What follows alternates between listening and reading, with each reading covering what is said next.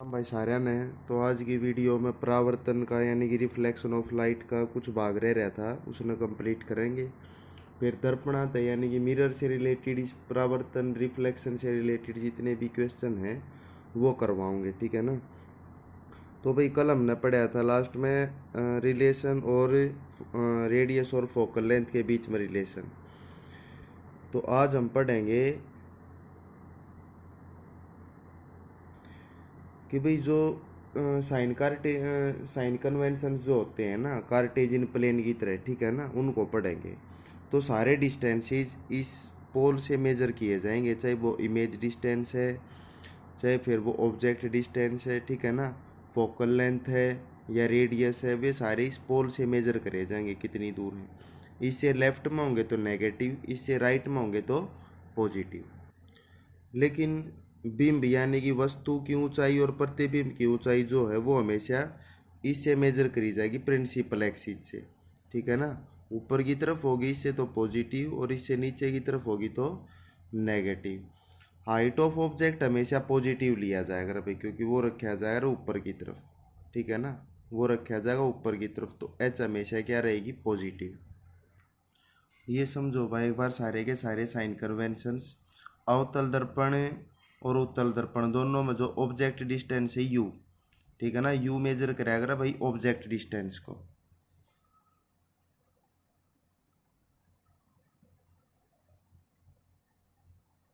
Object distance यानी कि वस्तु की दूरी, वस्तु कितनी दूर रखी गई इस मिरर से, इस पोल से, वो हमेशा नेगेटिव रहेगी। रेडियस जो होती है इसमें देखो एक बार, रेडियस पोल से लेफ्ट साइड में ना, क्योंकि सेंटर इसका उस तरफ है तो इसलिए वो हमेशा इसकी अवतल दर्पण की नेगेटिव रहेगी। और उत्तल दर्पण की अगर हम बात करेंगे तो वो राइट साइड में तो पॉजिटिव रहेगी। एफ यानी कि फोकल लेंथ, जिस तरफ सेंटर उसी तरफ है तो नेगेटिव लेफ्ट साइड में, और इसकी फोकल लेंथ राइट साइड में तो पॉजिटिव। फिर उसके बाद वी यानी कि जो इमेज डिस्टेंस है, जो कनकेव मिरर होता है भाई वो हमेशा लेफ्ट साइड में यानी कि रियल एंड इन्वर्टेड इमेज बनाता है, ठीक है ना। रियल इमेज लेफ्ट साइड में बनी तो वी की वैल्यू क्या रहेगी इसमें, नेगेटिव। और इस केस में क्या रहेगी भाई, राइट साइड ने बना होगा इमेज कन्वेक्स मिरर तो पॉजिटिव। हाइट ऑफ ऑब्जेक्ट यानी कि वस्तु की या फिर बिंब की जो ऊंचाई रहेगी वो दोनों केस में पॉजिटिव रहेगी। प्रतिबिंब की ऊंचाई यानी कि एच डैश, ये इन्वर्टेड इमेज बनाता है, हमेशा उल्टी इमेज बनाता है नीचे की तरफ, इसलिए इसकी नेगेटिव। और ये हमेशा ऊपर की तरफ बनाता है virtual and direct Sidhi image, तो इसकी क्या रहेगी, पॉजिटिव। मिरर फार्मूला जो होता है भाई यू वी एफ के बीच में मैथमेटिकल रिलेशन होती है एक, वो फार्मूला होता है 1/v plus 1/u is equal to 1/f। फिर होता है एक आवर्तन, मैग्निफिकेशन, यानी कि इसका मतलब होता है वस्तु के वास्तविक आकार को बदले बिना उसे बड़ा दिखाना, ठीक है भाई। यानी कि वस्तु को बड़ा करके दिखाना या छोटा करके दिखाना, वो क्या कहलाता है, मैग्निफिकेशन। उसका फार्मूला होता है M is equal to -v/u या फिर is equal to H dash upon में एच, ये फार्मूला होता है मैग्निफिकेशन का।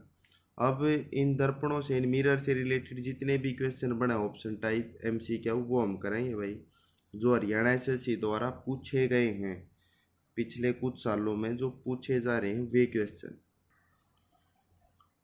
पहला क्वेश्चन है भाई, समतल दर्पण द्वारा बने प्रतिबिंब की प्रकृति होती है, यानी कि जो प्लेन मिरर होता है वो कैसी इमेज बनाता है, कैसा नेचर होता है उसका, आभासी तथा पार्श्व उल्टी, ठीक है ना। पार्श्व का मतलब होता है जैसे हमारा राइट उसमें लेफ्ट नजर आओगा, हमारा लेफ्ट उसमें राइट नजर आओगा, तो उसको बोलते हैं वर्चुअल एंड लेटरल इन्वर्टेड। समतल दर्पण द्वारा बनाए गए प्रतिबिंब का आकार होता है, जितनी वस्तु का आकार होगा उतना ही प्रतिबिंब बना होगा भैया। तीसरा, कौन सी धातु का लेप प्रकाश का सबसे ज़्यादा परावर्तन करता है, चांदी। चांदी का जो लेप होता है सबसे ज़्यादा परावर्तन करता है, जो कि 90 से 95% होता है।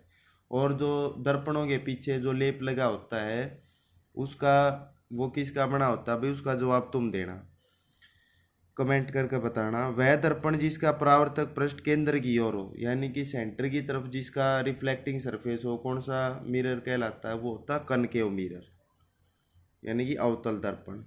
अवतल दर्पण का दूसरा नाम अभिसारी दर्पण यानी कि कन्वर्जिंग मिरर, क्योंकि सारी प्रकाश किरणों को ये एक बिंदु पर ले जाकर मिला देता है, इकट्ठी कर देता है।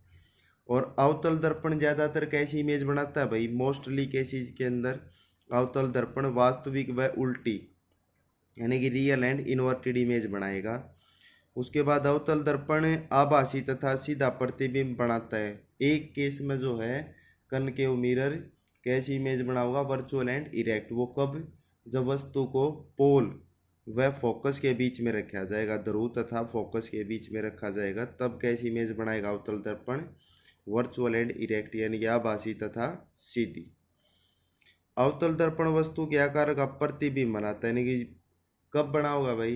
यानी कि height size of image distance और ऑब्जेक्ट डिस्टेंस दोनों सेम होंगे, या फिर यानी कि साइज ऑफ ऑब्जेक्ट और साइज ऑफ इमेज दोनों सेम होंगे। कब होंगे? वो तब होंगे जब सेंटर के ऊपर जो है ऑब्जेक्ट को रखा जाएगा। किसके सेंटर पर? अवतल दर्पण के सेंटर पर, केंद्र पर। अवतल दर्पण बिंदु के आकार का प्रतिबिंब बनाता है, यानी कि बिल्कुल पॉइंट साइज इमेज कब बनाएगा? जब वस्तु यानी कि जो बिंब होता है वो अनंत दूरी पर रखा हो। अवतल दर्पण ये हो गया भाई। चम्मच की आंतरिक सतह किस दर्पण का उदाहरण है? तो चम्मच का जो भीतरी भाग है जिसमें हम दलिया खिचड़ी भर ले हैं, वो कौन सा दर्पण का काम करता? वो करता अवतल दर्पण का, कनकेव मिरर का। सौर पैनल है भाई, जैसे सौर भट्टी है, सौर कुकर है, उसमें किस दर्पण का इस्तेमाल किया जाता है भाई? अवतल दर्पण का, क्योंकि अवतल दर्पण की क्षमता होती है लाइट को इकट्ठा करने की, जिससे फिर एक जगह लाइट इकट्ठी होगी तो टेम्परेचर बढ़ेगा, जिस कारण से ये अपना फंक्शन जो अच्छे से कर पावे।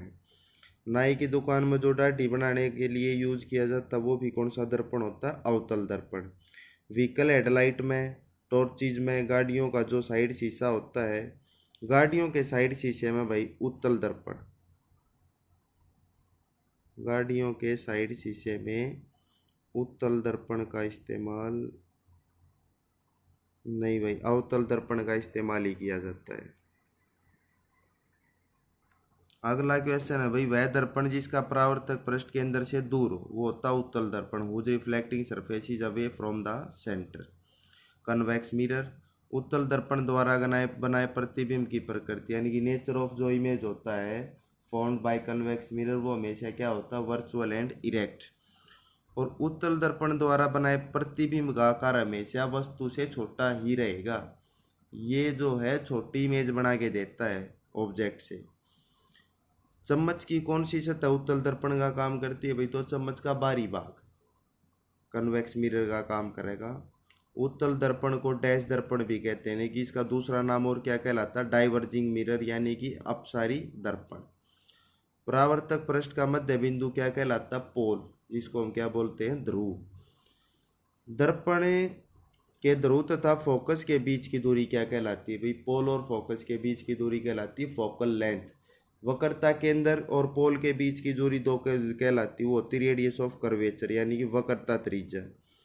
वक्रता त्रिज्या और फोकस दूरी के बीच में एक संबंध होता है R=2f, या फिर ये मान लो कि जो प्रिंसिपल फोकस f जो होता है वो रेडियस का मिड पॉइंट होता है।